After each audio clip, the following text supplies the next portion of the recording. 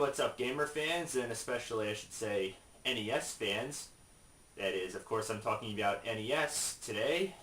The NES Remix, that is, for the Wii U. And of course, there's also a, well, I shouldn't say inferior, but more of a lesser version for the 3DS available as well. But obviously, I'm talking about the NES Remix 1 and 2 on Game Disc, and it's also available for download on the Wii U Nintendo eShop, as well as the Nintendo 3DS version, which is available in that 3DS eShop as well. But no, screw that. Not that that one is probably bad or anything, it's just an inferior port compared to this one, which includes 1 and 2. As I said, it can also be downloaded on the eShop separately, individually, I should say, in other words. But this one includes all the action in one disc. That's right. Now, first things first, I didn't really know much about it. I heard a lot of people talking about it with the Wii U, and I thought, I thought it was all about like the NES, and I was like, wait, NES Remix? Does that mean they're mixing up all the soundtracks from the classic 8-bit, classic Nintendo games? Because obviously I thought of the NES, retro 8-bit games when I first heard about this, and then I took a closer look, and actually it's more of a mix of the classic 8-bit NES games that most of us probably grew up, if you grew up during the 80s. Me, I grew up partially during the 80s, and well into the 90s, with the classics like Mario, Zelda, Donkey Kong, and so forth. And turns out that's what it is. It's more or less challenges that for any of you who grew up during the retro 80s era of classic NES games like those classic titles, that's what it is. More or less, okay, it starts out, to simplify it in the simplest manner, each game gives its own challenge that you have to unlock another one.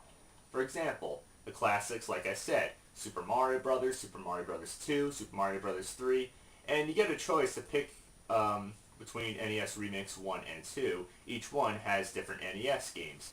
They even brought the classic simple ones, like I said, Super Mario Brothers, from Pinball to Punch-Out, Kirby's Adventure, Legend of Zelda 1, and even to the hardest as hell ones like Legend of Zelda 2,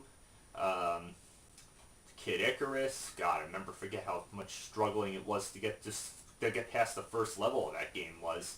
And for most NES fans who grew up during those ages of the 80s should be pretty familiar with this stuff. Like, yeah, you got some that are pretty much a no-brainer task.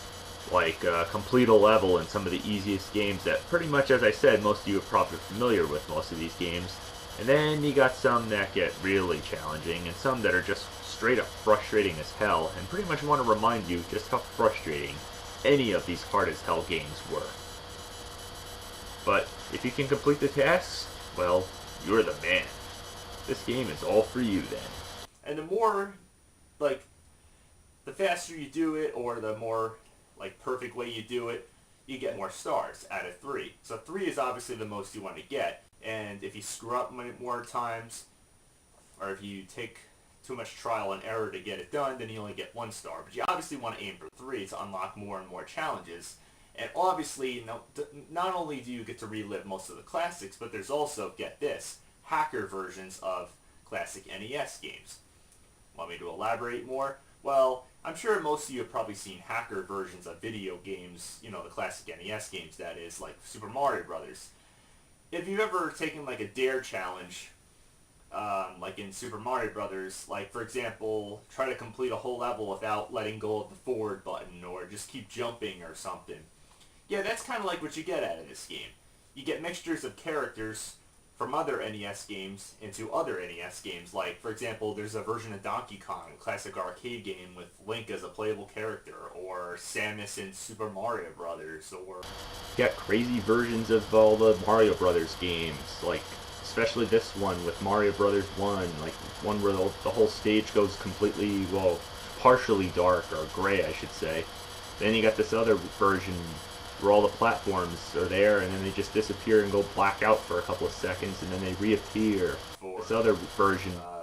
The whole level is turned into an ice skating rink, and Mario can't slow down, or basically Mario can't slow down at all. That's where I come in to say, getting back to that whole don't let go of the forward button thing, or deadly bullet bills that are deadly to the touch. Even if you can't even jump on them, or Kirby in Mario Brothers. Yes, Kirby is in the original Super Mario Brothers. Well, even though it's just a short, brief challenge right there, but still, that's pretty cool. in some of those challenges, let me tell you, they can be really hard.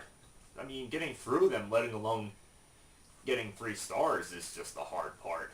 I mean, screw the getting the 3 stars. You just want to get through it and complete it. And you got really crazy ones like the Wrecking Crew. Yeah, the old Mario Brothers Wrecking Crew game, where it just zooms out more and more. It's just freaking crazy. I mean, what are these people smoking, right? It makes you wonder.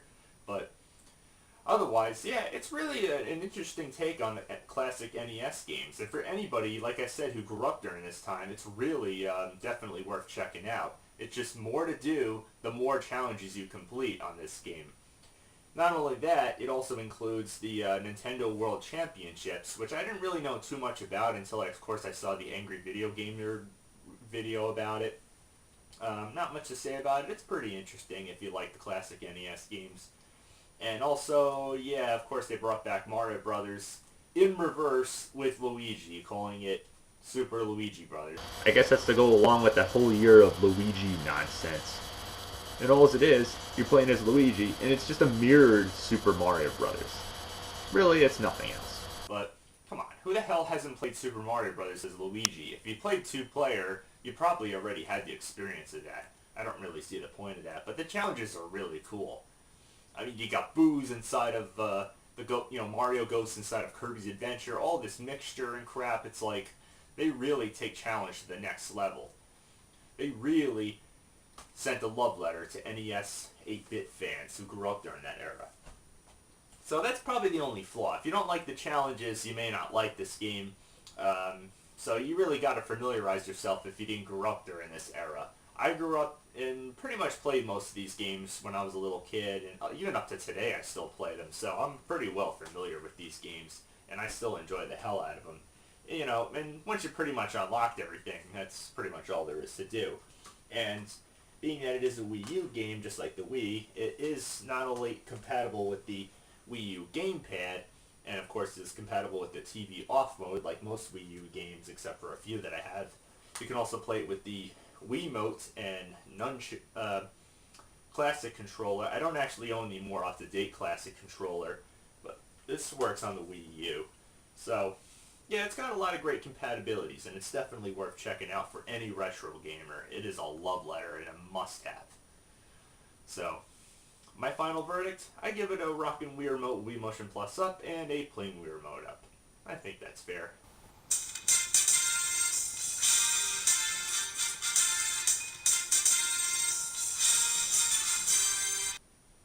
So, till next time, happy gaming.